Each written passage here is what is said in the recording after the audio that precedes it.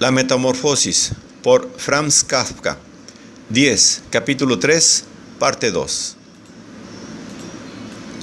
Gregorio ya no comía casi nada.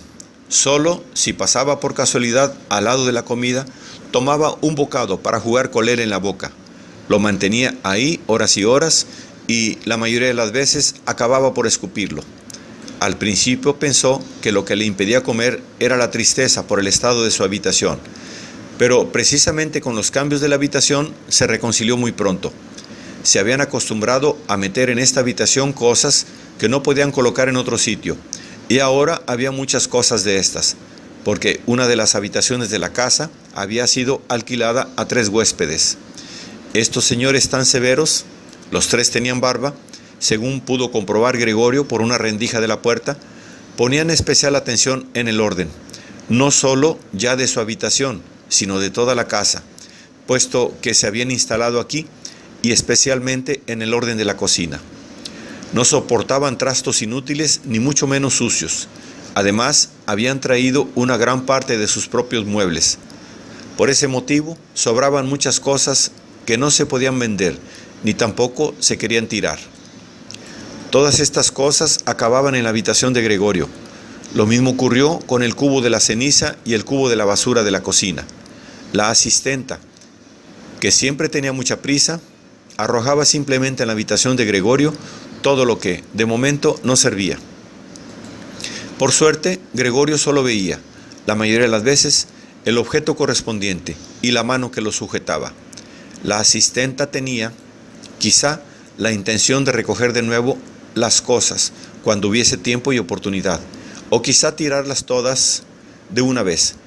Pero lo cierto es que todas se quedaban tiradas en el mismo lugar en que habían caído al arrojarlas, a no ser que Gregorio se moviese por entre los trastos y los pusiese en movimiento, al principio obligado a ello porque no había sitio libre para arrastrarse, pero más tarde con creciente satisfacción, a pesar de que después de tales paseos acababa mortalmente agotado y triste, y durante horas permanecía inmóvil.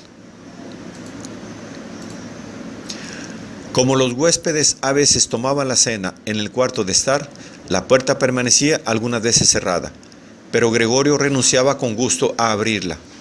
Incluso, algunas noches en las que había estado abierta, no se había aprovechado de ello, sino que, sin que la familia lo notase, se había tumbado en el rincón más oscuro de la habitación.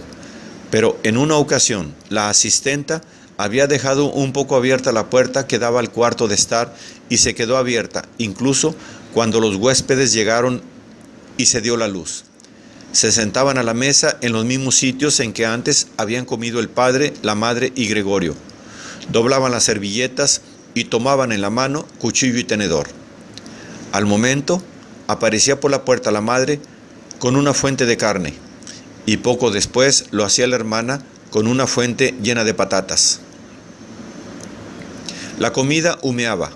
Los huéspedes se inclinaban sobre las fuentes que había ante ellos como si quisiesen examinarlas antes de comer, y efectivamente, el señor que estaba sentado en medio y que parecía ser el que más autoridad tenía de los 3, cortaba un trozo de carne en la misma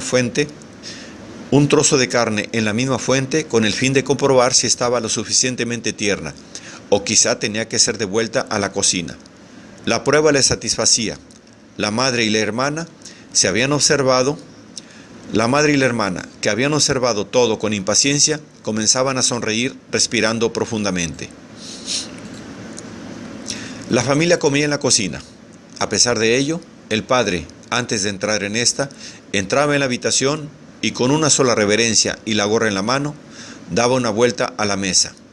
Los huéspedes se levantaban y murmuraban algo para el cuello de su camisa. Cuando ya estaban solos, comían casi en absoluto silencio.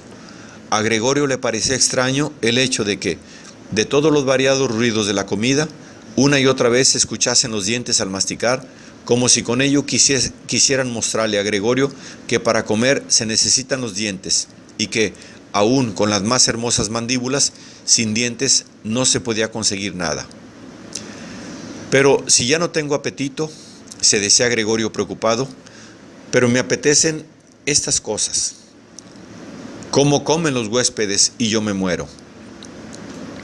Precisamente aquella noche, Gregorio no se acordaba de haberlo oído en todo el tiempo. Se escuchó el violín. Los huéspedes ya habían terminado de cenar. El de en medio había sacado un periódico. Les había dado una hoja a cada uno de los otros dos y los tres fumaban y leían echados hacia atrás. Cuando el violín comenzó a sonar, escucharon con atención. Se levantaron y de puntillas fueron hacia la puerta del vestíbulo, en la que permanecieron quietos de pie, apretados unos junto a otros.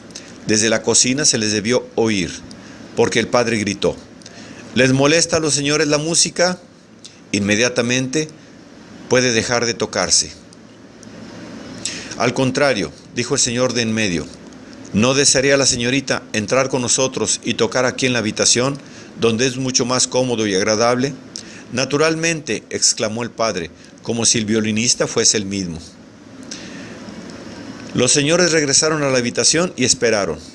Pronto llegó el padre con el atril, la madre con la partitura y la hermana con el violín. La hermana preparó con tranquilidad todo lo necesario para tocar.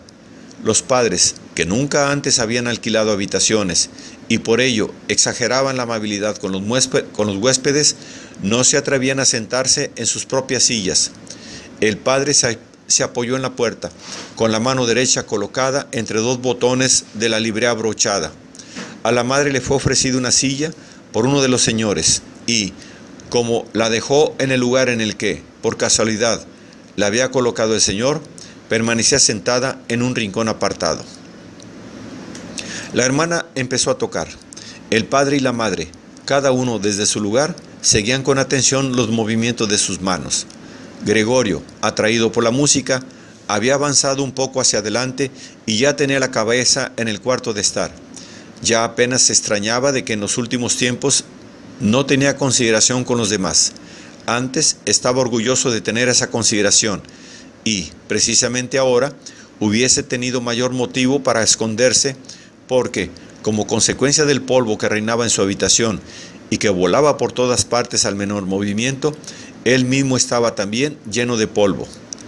Sobre su espalda y sus costados arrastraba consigo por todas partes hilos, pelos, restos de comida. Su indiferencia hacia todo era demasiado grande como para tumbarse sobre su espalda y restregarse contra la alfombra, tal como hacía antes varias veces al día. Y a pesar de este estado, no sentía vergüenza alguna de avanzar por el suelo impecable del comedor. Por otra parte, nadie le prestaba atención. La familia estaba completamente absorta en la música del violín.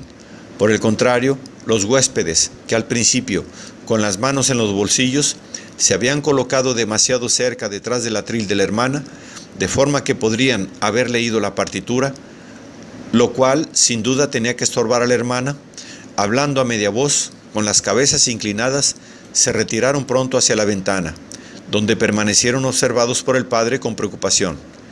Realmente daba a todas luces la impresión de que habían sido decepcionados en su suposición de escuchar una pieza bella o divertida al violín, de que estaban hartos de la función y solo permitían que se les molestase por amabilidad. Especialmente la forma en que echaban a lo alto el humo de los cigarrillos por la boca y por la nariz denotaba gran nerviosismo. Y, sin embargo, la hermana tocaba también. Su rostro estaba inclinado hacia un lado. Atenta y tristemente seguían sus ojos las notas del pentagrama. Gregorio avanzó un poco más y mantenía la cabeza pegada al suelo para, quizá, poder encontrar sus miradas. ¿Es que era ya una bestia a la que le emocionaba la música?